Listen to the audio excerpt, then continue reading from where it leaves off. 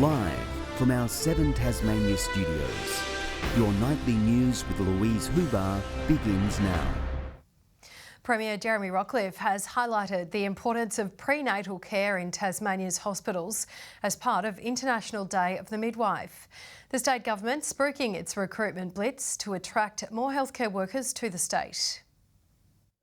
Dropping into the Northwest Regional Hospital to celebrate International Day of the Midwife, Premier Jeremy Rockliff and Health Minister Guy Barnett sharing a cupcake with hospital staff. It's very appropriate that we're here celebrating and thanking our midwives on such a fantastic day as a day of recognition. Visiting the maternity ward to check on newborn baby William and his parents May and David.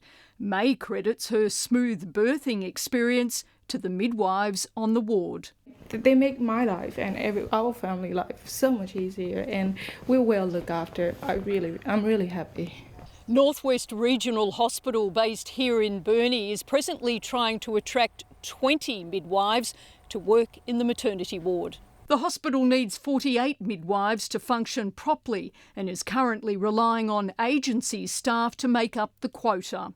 We have a really diverse range of midwifery skills, and it's really fabulous for us to have the agency midwives come in because they bring ideas and experience and skills from interstate, and it helps to upskill and train our local midwives. The Health Minister says the $10 million incentive package to attract healthcare workers to Tasmania is working. $15,000 is being offered to attract individuals from interstate and overseas, with $10,000 to help keep graduates in Tasmania's healthcare network. We need those healthcare workers to ensure that we can build a better health system and deliver the healthcare that the Tasmanians deserve. Melinda Ogden, 7 Tasmania News. Frontrunners have emerged in the upper house elections. Cassie O'Connor's looking likely to return to state parliament, holding a strong lead in the race for the seat of Hobart. Kerry Vincent leading the charge in Prosser. The trend is quite strong for me at this stage, and I feel very humbled by the amount of support that I've received. While voting in Elwick is tight, with independent candidate Beck Thomas leading marginally, counting resumes tomorrow.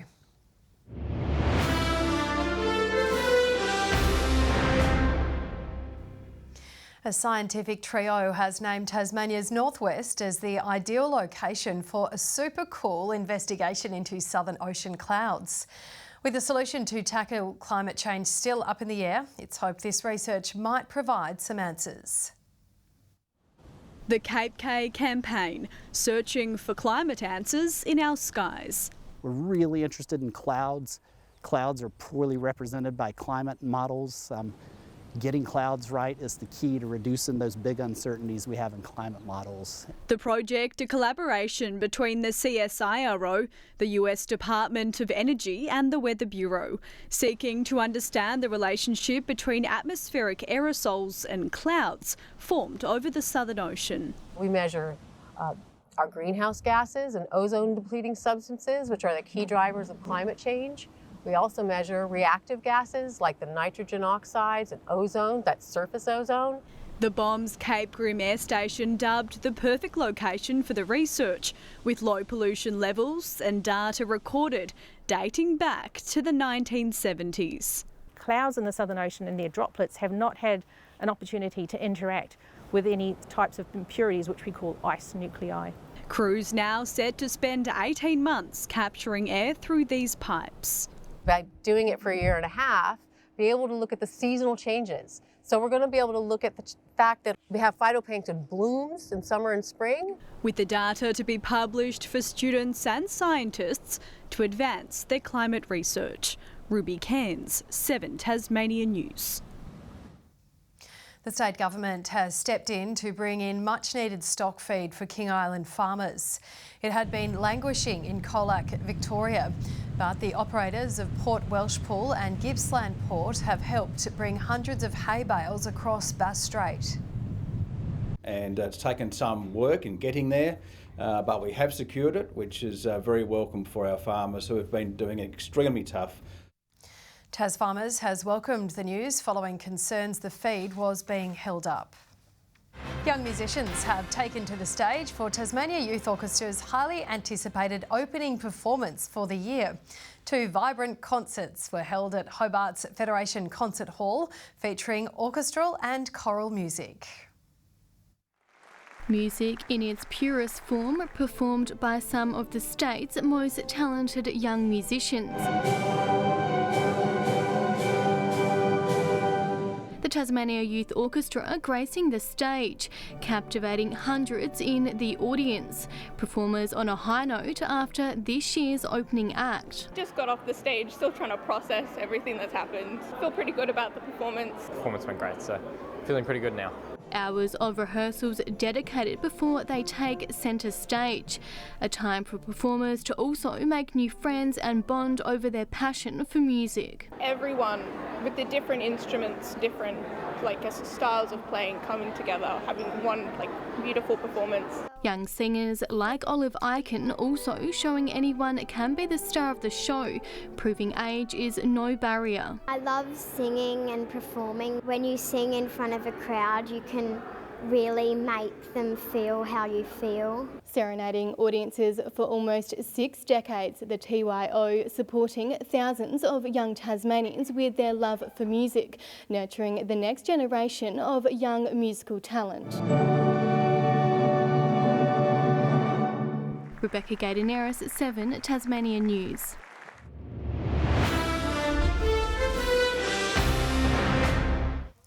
Last night proved heartbreak after heartbreak for 2 Tassie NBL1 sides.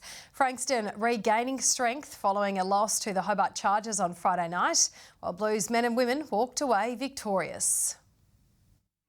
On the hunt for their second win this season, the Launceston Tornadoes fell short of that goal once again, despite being in front 17-13 at quarter time. Kicks out to Crawford. Crawford three-pointer. It's good by Macy Crawford. The side maintaining its lead towards the end of the second term. Devo's 3. Oh, the bank's open on a Saturday night in Ulston. But the Frankston Blues kicked it up a notch in the third quarter, in front by just a point with only 30 seconds to go. Monaghan and rolls in for 3. The Melbourne side finishing with a win over Lonnie. The final score 66-74, despite one final effort from Macy Crawford. Crawford gets it up, it's no good, and that's a very nice win by the Frankston Blues. It was a similar heartbreak in the men's. Frankston making up for a loss to the Hobart Chargers on Friday night, leading 22-19 at the end of the first quarter. Oh, Daniel Trist. Oh, that's why he's the reigning NBL1 South MVP. The Thunder able to gain the lead briefly in the second term.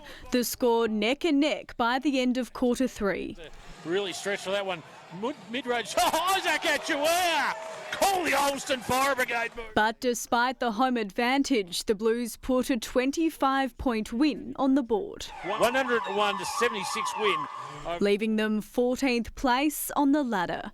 Ruby Cairns, 7 Tasmania News.